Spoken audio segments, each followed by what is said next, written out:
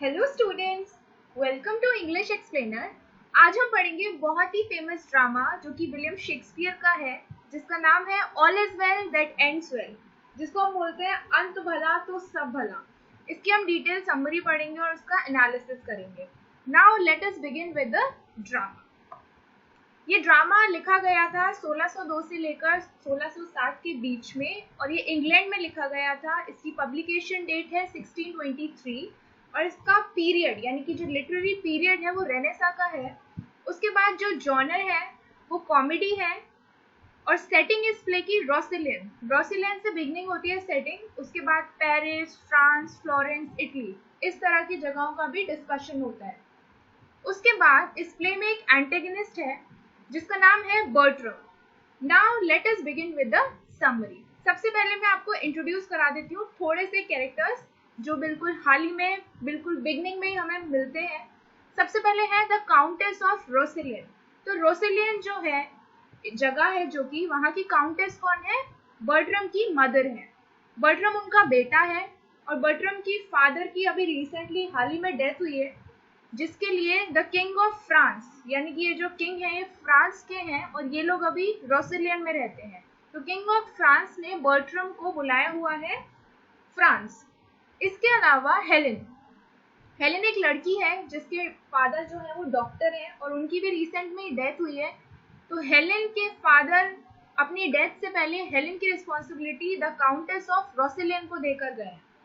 अब होता क्या है स्टोरी में, बिगनिंग में हमें पता चलता है कि जो काउंटेस ऑफ रोसिलियन है वो बहुत ही ज्यादा अपसेट है क्योंकि उनका जो बेटा है बर्ट्रम वो इटली जा रहा है, क्योंकि उन्हें फ्रांस जो किंग है उधर के उन्होंने बुलाया हुआ है ताकि वो थोड़ा बहुत उनकी देखरेख कर सके, क्योंकि उनके फादर की भी रिसेंट में ही डेथ हुई है। इसके बाद क्या होता है, काउंटेस जो होती है बर्ट्रम से जाते जाते उसके निकलते टाइम पे उससे कुछ बातें करती है। तो वो कहती है कि आज किंग ऑफ फ्रांस जो है वो बहुत ही ज्यादा उनकी जो तबीयत है वीक हो रखी है, खराब हो रखी है। अगर हेलेन के फादर यानी कि डॉक्टर अभी जिंदा होते तो किंग ऑफ फ्रांस का ट्रीटमेंट अच्छे से हो जाता और वो उनको ठीक कर देते। इसके बाद हेलेन वहां पर छुपके से ये सारी बातें सुन रही होती है चुपके से, और हेलेन को रोना आ जाता है, वो वीप करने लगती है, वहां पर रोने लगती है। तो काउंटेस समझ जाती है कि हेलेन इसलिए रो रही है, उसने जो हमारी बातें सुन ली है और उसको अपने फादर का मेंशन करने से उसको वो इमोशनल हो गई और उसको अपने फादर की याद आने लगी है, जबकि एक्चुअल में ऐसा नहीं होता है। होता कैसा है कि हेलेन जो है उसने ये सुन लिया है कि बर्ट्रम जो है वो इटली जा रहा है यानी कि फ्रांस जा रहा है और बर्ट्रम से वो बेहद प्यार करती है और उसकी जुदाई वो बर्दाश्त नहीं कर सकती। मतलब अब जब बर्ट्रम फ्रांस चला जाएगा तो हेलेन किसको देखेगी? वो देख नहीं पाएगी बर्ट्रम को और उसे बहुत ज्यादा मिस करेगी। तो ऐसा सोच के वो वहां पर बहुत ही ज्यादा इमोशनल हो जाती है और उसके जाने की बात से वो रोने लगती है। इसके बाद क्या होता है, बर्ट्रम का एक फ्रेंड होता है पेरेंस। जब बर्ट्रम चला जाता है तो पेरेंस हेलेन के पास आता है और उससे कुछ बातें करता है। वो उसे उकसाता है कि तुम्हें जल्द से जल्द बर्ट्रम को अपने जो प्यार है उसको रिवील करना चाहिए, उसे बताना चाहिए, देर मत करो बर्ट्रम को अपना बनाने में। तो इस तरह की कुछ बातें पेरेंस हेलेन से बोलता है। इसके बाद हम देखते हैं कि जो पेरिस है, यानी कि पेरिस जब पहुंच जाते हैं, फ्लोरेंस और इटली जहां पर भी किंग ऑफ फ्रांस बुलाते हैं बर्ट्रम को, तो एक्चुअल में वो बुलाते हैं फ्रांस के हैं तो इटली बुलाते हैं उन्हें। और वहां पर क्या होता है, जब बर्ट्रम पहुंचता है तो हमें सीन में ये दिखाई देता है कि जो किंग ऑफ फ्रांस है वो अपने थोड़े नोबलमैन के साथ क्या कुछ डिस्कशन कर रहे होते हैं। डिस्कशन किस चीज पे होता है? डिस्प्यूट हो गया होता है, एक झगड़ा हो गया होता है कुछ सिटीज में, कुछ इटालियन सिटीज में हो जाता है, जैसे कि फ्लोरेंस और सियाना। इन दो सिटीज में ये फाइट होने लगती है, किसी चीज को लेके डिस्प्यूट होने लगता है, जिसकी वजह से किंग ऑफ फ्रांस है वो ये कहते हैं कि मेरे कुछ नोबलमैन वहां जाएंगे और इस डिस्प्यूट में थोड़ी बहुत हेल्प करेंगे। बर्ट्रम भी उसी समय पहुंचता है जब ये डिस्प्यूट को लेके किंग ऑफ फ्रांस थोड़ी बहुत अपनी बातें बता रहे होते हैं, अपनी जो करना चाहिए उन्हें इस तरह की टिप्स दे रहे होते हैं, अपने नोबलमैन के साथ डिस्कशन कर रहे होते हैं।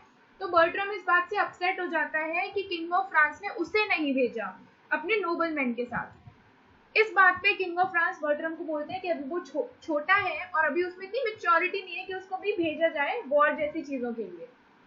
इसके बाद किंग ऑफ फ्रांस बताते हैं कि अब वो काफी ज्यादा ओल्ड हो गए हैं, बहुत ही ज्यादा फीबल हो गए हैं, वीक हो गए हैं और वो बर्ट्रम के फादर को बहुत ही ज्यादा मिस करते हैं। इतना हो जाने के बाद अब हमें स्टोरी में पता चलता है स्टोरी आ जाती है वापस से रोसिलियन में। अब रोसिलियन में क्या होता है, काउंटेस जो है यानी कि बर्ट्रम की जो मदर है, उन्हें पता चल जाता है, वो सुन लेती है कि जो हेलेन है वो एक्चुअल में क्यों रो रही थी, क्योंकि वो बर्ट्रम को मिस कर रही थी। और ये बात उन्हें कैसे पता चलती है, उनका एक सर्वेंट है स्टीवर्ड। तो स्टीवर्ड ये बात सुन लेता है जब हेलेन खुद से बोलती है कि एक्चुअल में मैं इसलिए रो रही थी क्योंकि मैं तो बर्ट्रम को मिस करूंगी, मैं उससे बहुत प्यार करती हूँ। तो ये बात स्टीवर्ड जाके काउंटेस को बता देता है और काउंटेस फिर क्या करती है, हेलेन को बुलाती है रोसिलियन मतलब अपने पास, और वो हेलेन से पूछती है कि क्या ये बात सच है। तो हेलेन जो है वो अपनी फीलिंग्स को बिल्कुल कन्फेस कर लेती है और वो सॉरी वॉरी भी बोलती है, पार्डन के लिए बोलती है कि सॉरी मुझसे गलती हो गई, बट एक्चुअल में मैं बहुत ही ज्यादा प्यार करती हूँ बर्ट्रम से। इस बात से क्या होता है, जो काउंटेस ऑफ रोसिलियन है उन्हें हेलेन की इस फीलिंग से कोई भी प्रॉब्लम नहीं होती है, इनफैक्ट वो खुशी होती है कि अच्छी बात है, और वो हेलेन को बोलती है कि तुम्हें पार्डन और सॉरी करने की कोई भी जरूरत नहीं है, ये तो अच्छी बात है। इसके बाद हेलेन जो है वो एक प्लान बनाती है।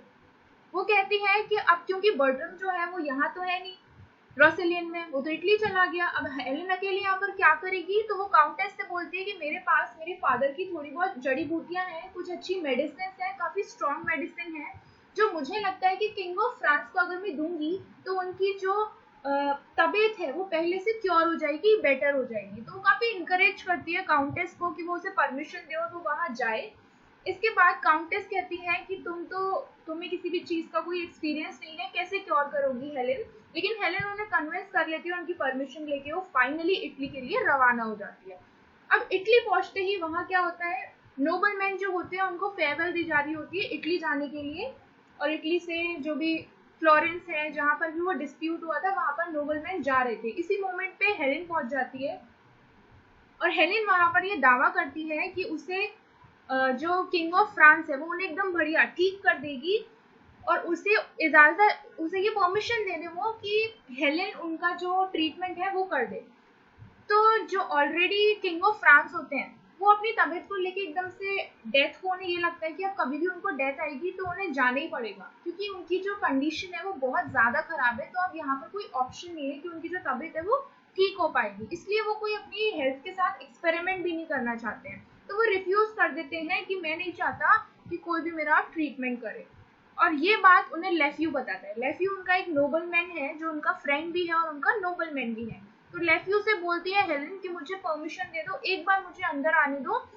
फिर फाइनली लेफ्यू बोलता है द किंग ऑफ फ्रांस को कि जो यंग गर्ल है वो बहुत ही ज्यादा जिद्दी है, वो नहीं जा रही है। तो फिर फ्रांस जो होते हैं, किंग ऑफ फ्रांस, वो उसको अंदर आने को बोलते हैं। फिर लेफ्यू हेलेन को अंदर लेके आता है और किंग ऑफ फ्रांस उससे पूछते हैं कि ऐसा तुम क्या करोगी, इतने अच्छे अच्छे डॉक्टर्स मुझे देखकर गए पर कभी भी कुछ हेल्प नहीं हो पाई और हमेशा सारे डॉक्टर्स फेल ही हो गए, तो तुम तो बहुत ही यंग हो, तुम कैसे मुझे क्योर कर पाओगी, मुझे नहीं लगता तुम्हें कोई एक्सपीरियंस है किसी भी तरह का। तो हेलेन यहाँ पर बोलती है कि अगर मैं ठीक नहीं हो, अगर मैं आपको ठीक नहीं कर पाई तो आप मेरी जान ले लेना। तो ये बात सुन के जो किंग ऑफ फ्रांस है बहुत ही ज्यादा इम्प्रेस्ड हो जाते हैं। फिर वो फाइनली हामी भर देते हैं कि हेलेन उनका ट्रीटमेंट कर दे।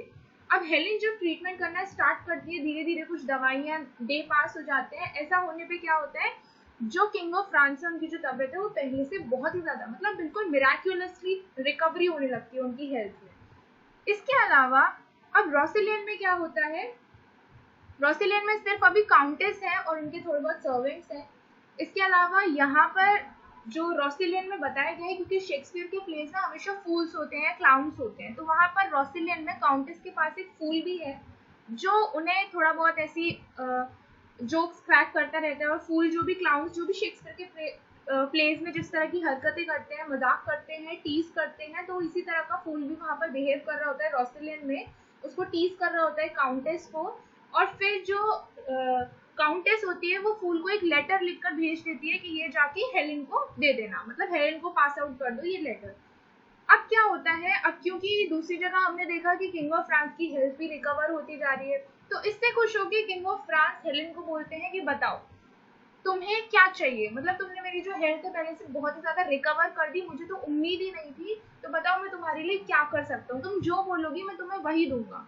अब वहां पे क्या होता है, बहुत सारे नोबलमैन होते हैं इनके, और ये बोलते हैं तुम जिसका नाम लोगी मैं उसी से तुम्हारी शादी करा दूंगा। ऐसा सुन के हेलेन जो होती है वो बर्ट्रम का नाम लेती है, क्योंकि ऑब्वियसली वो बर्ट्रम को बहुत ही ज्यादा प्यार करती है और उसी के लिए वो यहाँ पर आई थी। तो बर्ट्रम का नाम लेने पे जो किंग ऑफ फ्रांस है वो बिल्कुल अग्री करते कि हाँ, कि हेलेन तो बहुत ही अच्छी लड़की है और उसकी बर्ट्रम से शादी होनी भी चाहिए। तो वो ऑर्डर कर देते हैं कि अब बर्ट्रम की शादी हेलेन से होगी। इस बात से बर्ट्रम बहुत ही ज्यादा रिलेंट करता है, बिल्कुल मना कर देता है कि मैं हेलेन से शादी बिल्कुल नहीं करूंगा। और इस बात से जो किंग ऑफ फ्रांस है वो बर्ट्रम को थोड़ा सा डांटते हैं कि इतनी अच्छी लड़की से तुम शादी नहीं करोगे, इस तरह की बात करके उसे कन्विंस करते हैं और अपना ऑर्डर देते हैं, और उसी नाइट को बर्ट्रम और हेलेन की शादी हो जाती है। तो एज पर हेलेन्स विश सारा प्लान अब तक वर्क कर रहा था, लेकिन बर्ट्रम क्या करता है, अपने फ्रेंड पेरोल के साथ एक प्लान बनाता है। अब क्योंकि उसकी शादी हो गई होती है हेलेन से और हेलेन उसे बिल्कुल भी पसंद नहीं है, तो वो कहता है कि मैं यहाँ से जा रहा हूँ, मैं जाऊंगा इटली। वहां पर जो सिटीज के बीच में डिस्प्यूट चल रहा है मैं उसमें पार्टिसिपेट करूंगा और उधर के जो ड्यूक है या फिर जो भी किंग है मैं उनकी हेल्प करूंगा, लेकिन यहाँ मैं हेलेन के साथ अपनी जो लाइफ है उसको स्पेंड बिल्कुल नहीं करूंगा और मैं अपने घर रोसेलियन भी नहीं आऊंगा। तो इस तरह की बातें वो पेरोल से बोलता है और पेरोल भी उसको यही बोलता है कि एज योर विश। और इसके बाद क्या होता है, बर्ट्रम जो है वो हेलेना को भी बोलता है, यहाँ पर हेलेन को बोलता है कि तुम वापस से रोसेलियन चली जाओ और मैं क्योंकि मैं तुम्हारा हस्बैंड हूँ और मैं तुम्हें कमांड दे रहा हूँ, इसके अलावा तुम्हें अपने हस्बैंड की कमांड तो माननी चाहिए। इसके अलावा वो हेलेन को ये भी बोलता है कि मैं कभी भी तुम्हें अपनी वाइफ कंसिडर नहीं करूंगा और कभी भी तुम इसे मिसजज मत करना कि मैं तुम्हारा हस्बैंड हूँ। तो इस तरह की बातें वो डिनाई कर देता है स्ट्रेट फॉरवर्ड हेलेन को कि मैं तुम्हारा हस्बैंड वाली कोई भी ड्यूटी नहीं करूंगा, और फिर वो हेलेन को बिड कर देता है गुड बाय। मीनवाइल क्या होता है, जो फूल को लेटर भेजा था काउंटेस ने कि हेलेन को जाकर दे देना, वो जो लेटर है वो हेलेन को रिसीव भी हो जाता है। अब क्या होता है, ये लोग इटली के लिए रवाना हो जाते हैं और जो हमारी हेलेन है वो रोसेलियन आ जाती है as per her husband's wish, क्योंकि उसके हस्बैंड ने यानी कि बर्ट्रम ने उससे ऐसा ही बोला था। अब जब ये लोग बर्ट्रम और पेरोल्स इटली पहुंचते हैं तो वहां पर जो ड्यूक हैं फ्लोरेंस के, वो इन लोगों का वेलकम करते हैं और इन्हें बताते हैं कि बैटलफील्ड में इनका अच्छा खासा स्वागत है। जबकि रोसेलियन में काउंटेस के पास पहुंच जाती है हमारी हेलेन, और हेलेन के पहुंचने के बाद बर्ट्रम का एक लेटर भी जाता है काउंटेस को। अब उस लेटर में क्या है, बर्ट्रम एक लेटर भेजता है अपनी मदर को यानी काउंटेस को। उसमें लिखा होता है कि मेरी शादी जो है हेलेन से हो गई है, ऐसा तो आपको पता चल ही गया होगा, लेकिन मैंने डिसाइड किया है कि मैं कभी भी never to sleep with Helen, Helen के साथ मैं कभी भी स्लीप नहीं करूंगा और मैं इटली रन अवे मतलब भाग गया हूँ इटली, और अब मैं वापस होम नहीं आऊंगा क्योंकि वहां पर वो हेलेन है। ये बात कहने के बाद काउंटेस जो है बहुत सारा डिस्टर्ब हो जाती है कि उनके जो बेटे हैं उसका जो डिसीजन है वो बिल्कुल गलत है, बिल्कुल रॉन्ग है। वो बिल्कुल सपोर्ट नहीं करती इस बिहेवियर को बर्ट्रम के। इसके अलावा वहां पर हेलेन भी पहुंच चुकी होती है और हेलेन भी बहुत ज्यादा डिस्टर्ब हो जाती है इस बात को सुन के, और हेलेन उसे बताती है कि बर्ट्रम ने उससे ये भी बोला है कि बर्ट्रम की जो रिंग है वो एंसेस्ट्रल रिंग है। तो बर्ट्रम ने बोला है कि तुम्हें मुझसे शादी करने के लिए सबसे पहले तो मुझसे मेरी रिंग लेनी होगी जो कि एंसेस्ट्रल है, और मेरे बच्चे की मदर भी बनना होगा। तो ये जो शर्त रखी थी ये बात वो काउंटेस को बता देती है, जिससे काउंटेस अगेन और ज्यादा डिस्टर्ब हो जाती है। लेकिन वो हेलेन को बोलती है भले ही मेरा बेटा तुम्हें अपनी वाइफ ना कंसिडर करे पर मैं तुम्हें अपनी डॉटर कंसिडर अभी भी करती हूँ, तुम अभी भी मेरी डॉटर हो। ये बात हो जाने के बाद काउंटेस जो है वो चली जाती है और फिर हेलेन डिसाइड करती है कि उसे पिलग्रिमेज पर जाना है, क्योंकि उसे ये लगता है सब उसी की वजह से हो रहा है। अगर उससे इससे बर्ट्रम की शादी नहीं होती तो ना तो बर्ट्रम इटली जाता, ना ऐसे वॉर फील्ड में इस तरह से उसका कभी भी पार्टिसिपेट करने का कोई डिसीजन नहीं होता। तो एक तरह से उसकी जो जान है वो खतरे में है, तो खुद को वो रिस्पॉन्सिबल मान के ये डिसाइड करती है, एक लेटर छोड़ देती है काउंटेस के लिए कि मैं जा रही हूँ pilgrimage to shrine of saint Jacques. तो इस तरह से वो एक श्राइन में पिलग्रिमेज के लिए जाने लगती है और अपना लेटर काउंटेस के लिए छोड़ देती है। लेटर छोड़ने के बाद क्या होता है, अब हमें सिनेरियो दिखता है प्ले में फ्लोरेंस का। अब फ्लोरेंस में क्या होता है, ये खबर पता चल जाती है कि जो हेलेन है वो चली गई है घर से, और हेलेन जब फ्लोरेंस पहुंचती है तो अभी एक्चुअल में क्या है कि जो हेलेन है वो फ्लोरेंस पहुंची है, और फ्लोरेंस में वहां पर क्या है कि उसको दो लोग मिलते हैं, एक तो विडो मिलती है और एक डायना मिलती है। तो ये दो लोग उसे फ्लोरेंस में मिलते हैं। फ्लोरेंस में मिलने के बाद अब क्या होता है, जो हेलेन है उसे ये पता चलता है कि इसी जगह पर यानी कि फ्लोरेंस में ही आसपास कहीं बर्ट्रम भी रह रहा है। तो बर्ट्रम यहाँ आता जाता है, उसका आना जाना है, बट बर्ट्रम जो है वो डायना यही डायना जिससे वो पिलग्रिमेज पर मिली, इस डायना को बर्ट्रम जो है वो थोड़ा बहुत सिड्यूस करने की कोशिश करता है, क्योंकि इन अ वे वो डायना को लाइक करता है। अब डायना जो है वो खुद को बहुत ही टाइम से डिफेंड करने की कोशिश करती है और हमेशा से करती भी आ रही थी अगेंस्ट बर्ट्रम। और ये डायना की जो विडो है वो एक्चुअल में उसकी मदर है।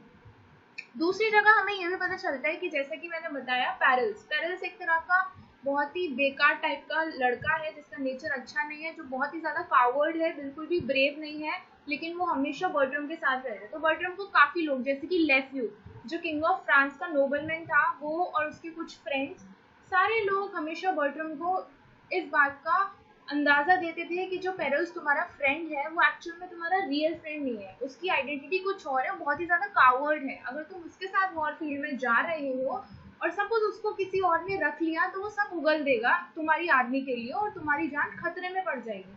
तो इसी एक्सपेरिमेंट को देखने के लिए कि एक्चुअल में पेरल्स ऐसा ही है, तो ये एक्सपेरिमेंट भी वहां पर अब स्टार्ट हो जाता है। वो लोग क्या करते हैं, बर्ट्रम और उसके फ्रेंड्स मिलके पेरल्स को एक जगह ले जाते हैं जहाँ पर उसे ब्लाइंड फोल्ड कर देते हैं। ऐसा प्रतीत होता है जैसे कि जो पेरल्स है उसको दूसरी आर्मी के लोगों ने पकड़ लिया है और वो दूसरी एक्सेंट में और दूसरी लैंग्वेज में उससे कुछ बात करके क्वेश्चनिंग करने लगते हैं। और एक्चुअल में सेम ही चीज होती है, पेरल्स जो है वो उगल देता है। वो लोग पूछते हैं कि चलो अपनी आर्मी के थोड़े बहुत सीक्रेट्स बताओ, कुछ लोगों के नाम बताओ, और पेरल्स जो है जैसा वो पूछता है बिल्कुल वैसे ही बता देता है in order to save his own life. तो ये होता है वहां पर। अब ये सारी चीजें होने के बाद जो बर्ट्रम है उसको जब ये पता चल जाता है कि पेरोल ऐसा ही है, वो वापस से फिर ऐसे डायना को अगेन एक बार फिर सिड्यूस करने आता है। अब यहाँ पर जो हेलेन है उसे पता होता है कि बर्ट्रम यहाँ आकर इस तरह की हरकतें कर रहा है। अब वो डायना और विडो यानी कि उसकी मदर को कन्विंस करती है, उन्हें अपनी रियल आइडेंटिटी बताती है कि एक्चुअल में मेरी शादी बर्ट्रम से हुई है। और फिर वो अपनी आइडेंटिटी बताती है कि मैं ऐसे हेलेन हूँ और आप लोग एक मेरी तो थोड़ी सी हेल्प कर दो, मुझे सपोर्ट करोगे तो उसके बदले में मैं आपको कुछ गोल्ड दूंगी या फिर कुछ प्रीशियस गिफ्ट दूंगी। तो ये लोग अग्री कर देते हैं इसकी हेल्प करने के लिए। और हेलेन का प्लान होता है कि अब जिस बार बर्ट्रम आएगा डायना को सिड्यूस करने के लिए, तो डायना की जगह अंधेरे में इस बार हेलेन बैठ जाएगी। और जब हेलेन बैठेगी तो एक्चुअल में जो प्लान है इसका वही फुलफिल हो जाएगा और डायना की चेस्टिटी भी बच जाएगी। जैसा प्लान होता है बिल्कुल वैसे ही सारा कुछ होता है। बर्ट्रम आता है और वो रिकॉग्नाइज नहीं कर पाता एक्चुअल में वो हेलेन थी जिसके साथ वो स्लीप करता है उस नाइट। और हेलेन जो है बहुत ही प्यार भरी बातों में उससे उसकी रिंग ले लेती है, एंसेस्ट्रल रिंग। तो एक्चुअल में वहां पर क्या होता है, हेलेन की जो रिंग है वो बर्ट्रम के पास चली जाती है और बर्ट्रम की रिंग जो होती है वो हेलेन के पास, तो रिंग एक्सचेंज हो जाती है यहाँ पर। इस चीज के बाद क्या होता है, अब जो हेलेन का प्लान है वो पूरा कन्विंस्ड हो गया, फुलफिल हो गया। हेलेन हैप्पी थी यहाँ पर इस मोमेंट पे, डायना की चेस्टिटी भी बच गई और उसकी मदर भी खुश थी। इसके अलावा पेरल की सच्चाई भी पता चल गई थी अब बर्ट्रम को। तो सारी चीजें होने के बाद क्या होता है, एक न्यूज आती है। अब न्यूज क्या आती है, कुछ नोबल मैन रोसेलिन में ये बता देते हैं, ये खबर फैल जाती है कि जो पिलग्रिमेज पे हेलेन गई थी उसकी डेथ हो गई है। अब हेलेन की डेथ के बाद क्या होता है, बर्ट्रम जो है, बर्ट्रम को जब न्यूज मिलती है तो वो रोसेलिन आता है। किंग ऑफ फ्रांस बहुत ही ज्यादा डिस्टर्ब हो जाते हैं क्योंकि वो बहुत खुश थे हेलेन के कैरेक्टर से, उसकी कंडक्ट से। वो भी दौड़े दौड़े रोसेलिन आते हैं। लेफ्यू भी आता है, पेरल्स भी आता है। काउंटेस ऑफ रोसेलियन ऑलरेडी वहां पर अपसेट होती हैं हेलेन की डेथ की खबर सुनकर। और जो किंग ऑफ फ्रांस है वो काफी ज्यादा डांटते हैं काउंटेस को कि तुम लोग उसकी केयर नहीं कर पाए, वो बहुत अच्छी लड़की थी, उसने मेरी इतनी हेल्प करी, उसका नेचर बहुत अच्छा था। इस तरह की चीजें होती हैं। लेकिन हेलेन, विडो और डायना, अभी इन लोगों को इस बारे में कुछ भी पता नहीं होता है।